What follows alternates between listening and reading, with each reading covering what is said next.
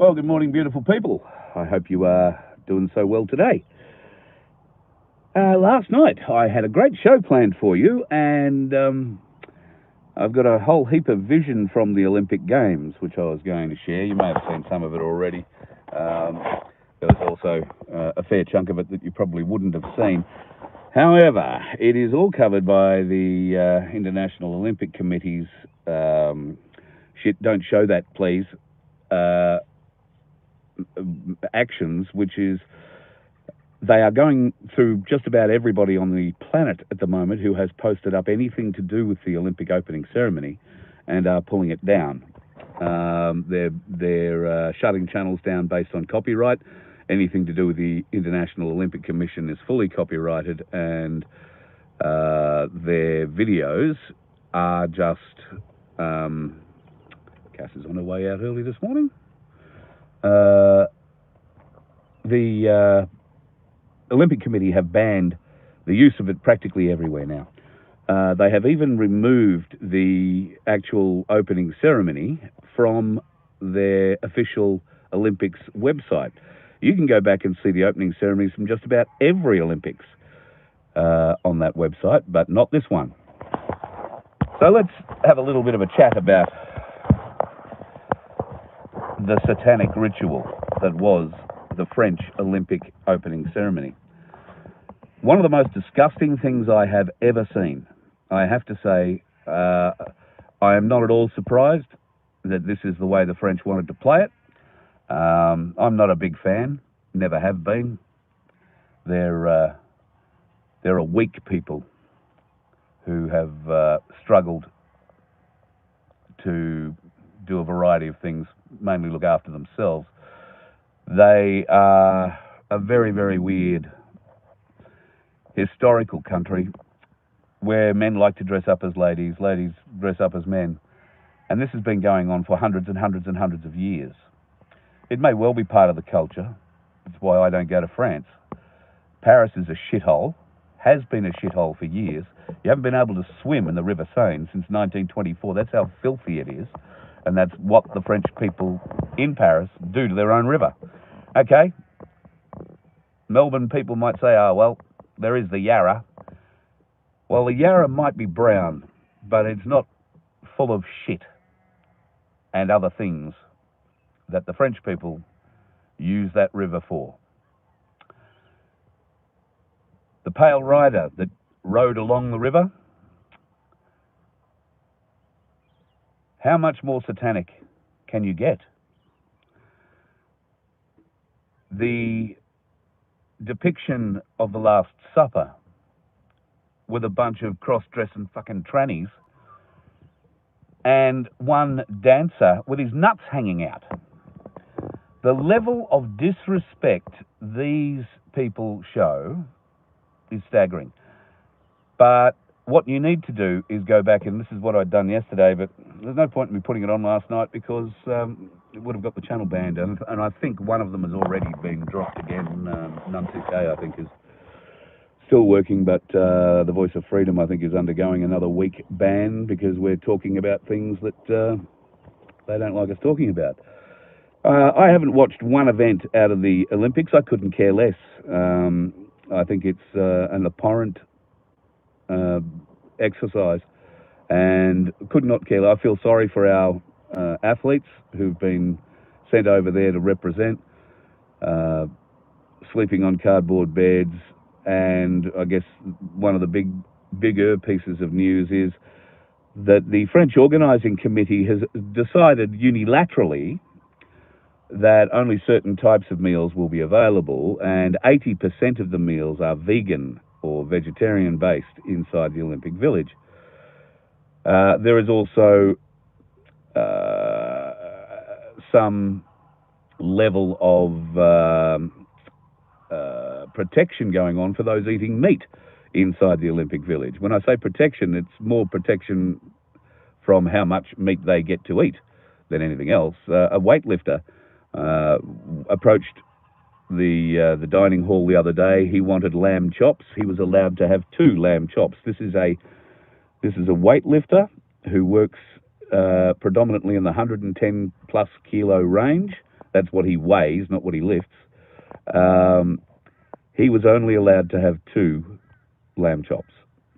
Now, I don't know the last lamb chop you had, but they're about this big. One of our Aussie swimmers, or former swimmers, Magnuson, has come out and explained that the reason we're not seeing records being broken in the pool is because these athletes aren't being able to charge up. They are being given second-rate foods, food they're not used to, which is unsettling them, unsettling their stomachs, and doing all sorts of other bits and pieces. Some countries have already taken this into their own control. The American tennis team have moved out of the Olympic Village and have moved into a hotel, and I believe a number of other American teams have done exactly the same. The beds, this is the weird thing for me about the whole opening ceremony, and the fact that they're throwing in menage a trois and bloody tranny this and God, devil worship that. I mean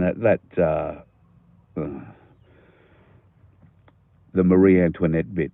We'll get into that, but I'm sure that's one bit that would get me banned if I played it to you again. But if you have the opportunity, go and have a look at that opening portion with Marie Antoinette, and I'm going to go and translate what it is that she's saying.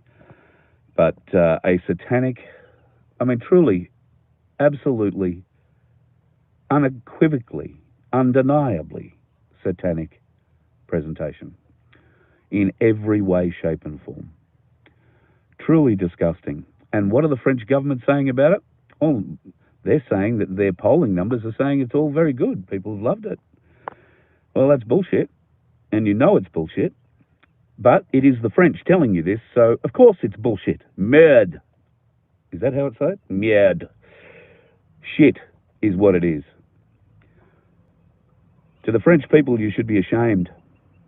You should be beyond ashamed. Beyond ashamed. You should make your leaders pay for what they have done to you and your standing internationally after this event.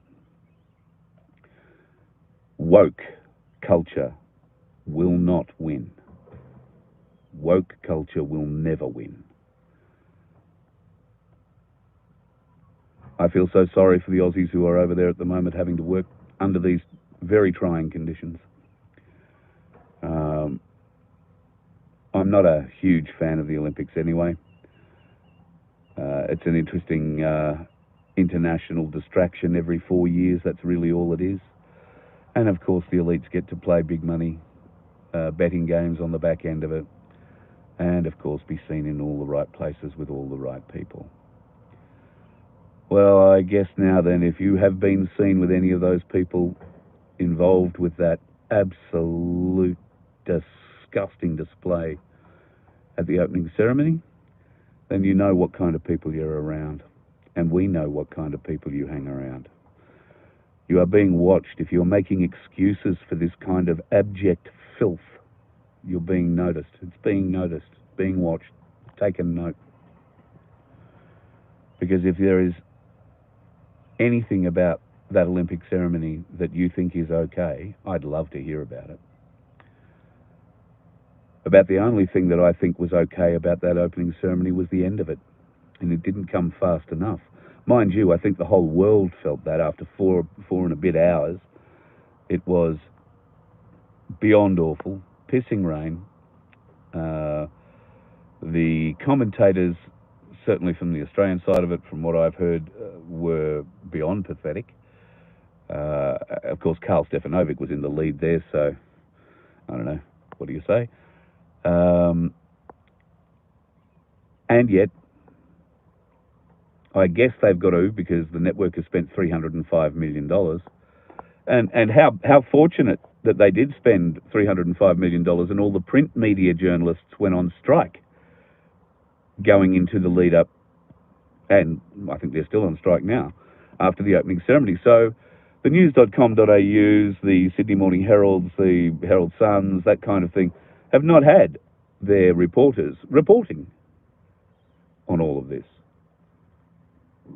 What they have been getting is the international reports of it, but our journalists are not saying anything. Don't know whether that's by design or whatever, but it's pretty friggin' disgusting either way.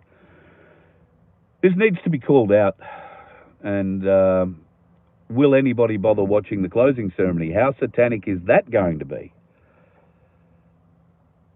I think if you ever get an opportunity, if somebody gets an opportunity to put that pig macaron in front of a camera, they need to be asking who in their right mind approved this. The director of ceremonies, the creative director, Tom somebody or other, that person needs to be brought forward, exposed publicly, so that the world can see what sort of a human being comes up with that kind of bullshit for an international sporting event. Politicised to the max. I mean, it is the Olympics. The only thing that's different about the IOC and the WEC is the lettering. They all work for the same people. So it's very sad.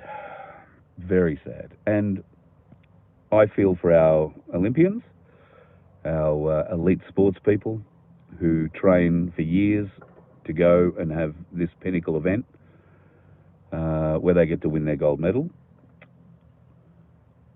and to have the whole thing destroyed. I mean, family are the only people watching it. Channel 9 must be dying. There is nobody watching the Olympic Games.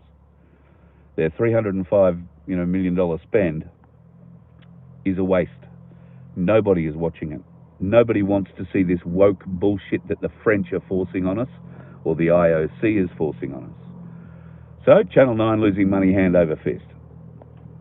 That's not an unusual set of circumstances for them. And as can be the way with sporting competitions like this, they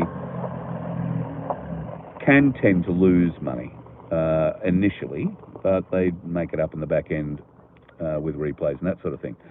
For the first time in my living memory, I have not seen a replay of the opening ceremony. Normally, the host broadcaster would replay it again, the Saturday afternoon, if you like.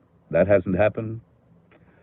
So what do we say? Do we say the host broadcasters have woken up to this sick fact and they realise that people aren't going to stand for it? No. The only thing they realise is that nobody will watch it if they put it on, so there's no point. There's no advertising revenue to be made out of it. However, we haven't heard the end of that opening ceremony. There's going to be ramifications for that, I'm pretty confident. So, yeah. All right, I'm having a little bit of a hard time reading because of the light coming through here and seeing your comments, guys, but good to chat. Corey, thank you for turning up the other day, mate, for Paul's hearing.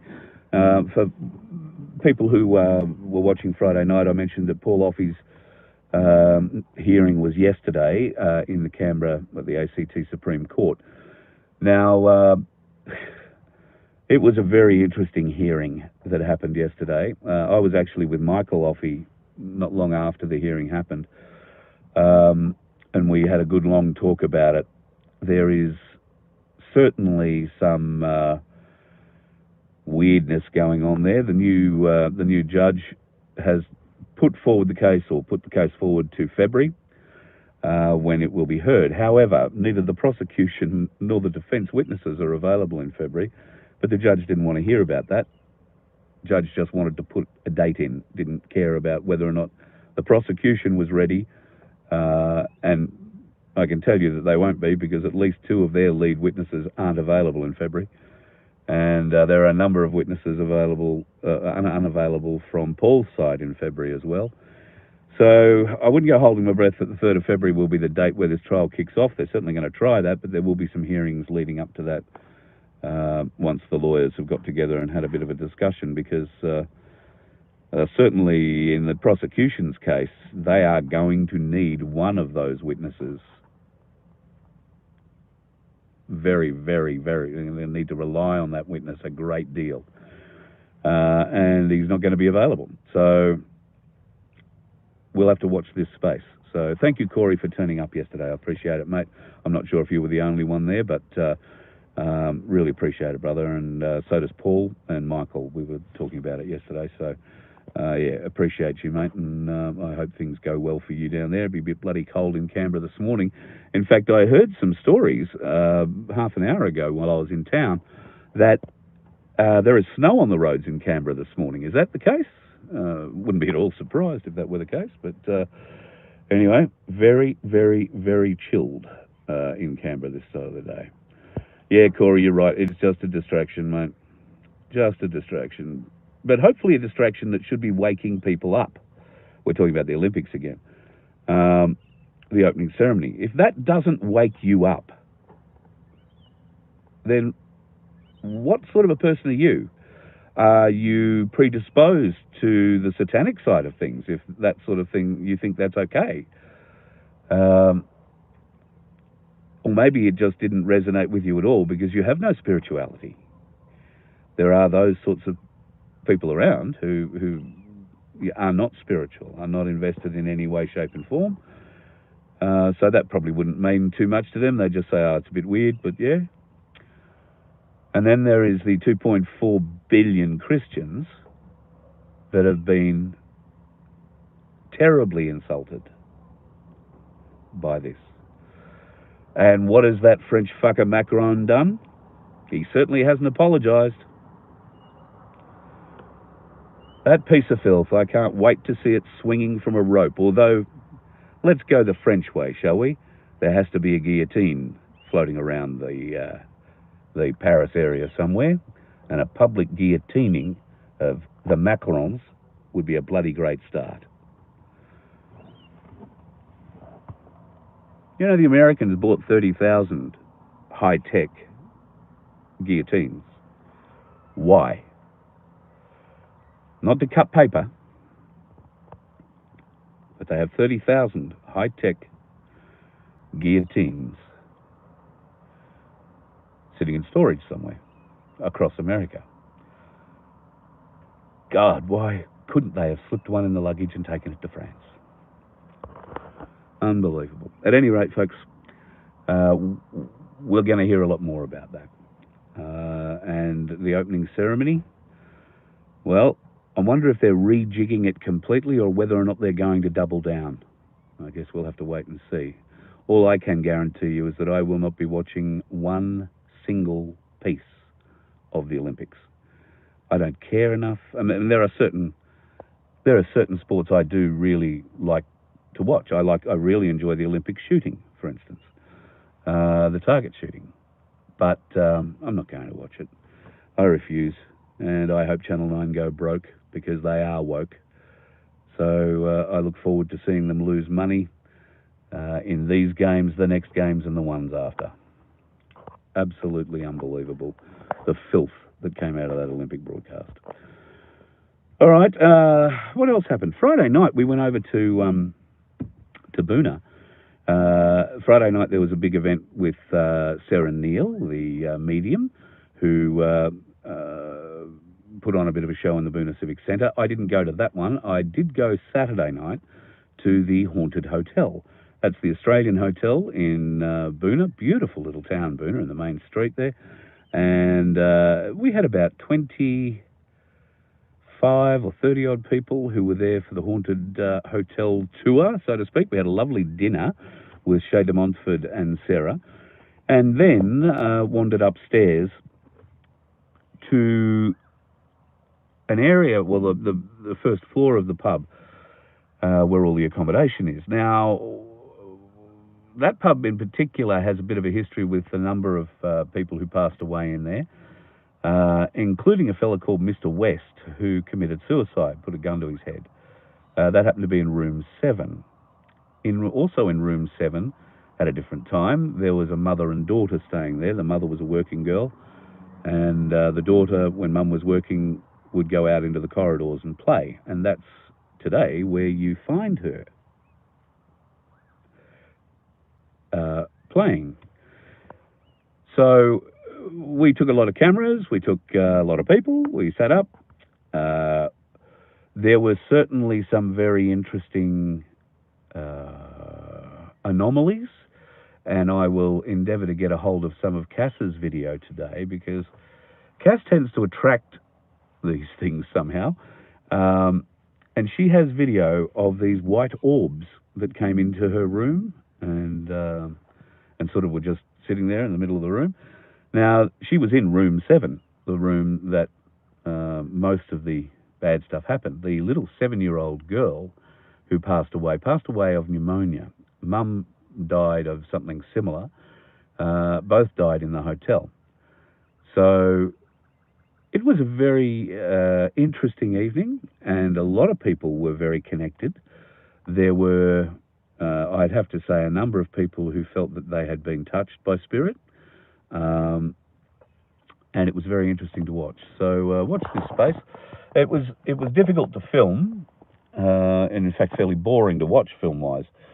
But I'm going to go back through some of that today, and I might have some of that for you tonight, just to give you a bit of an idea of what went through. But it was a very interesting evening, and I'm sure Shay and Sarah will be doing more of them. In fact, I know they're planning a trip up towards far north Queensland, like through central Queensland and up to, I want to say it's at least as far as Townsville. It might be going further.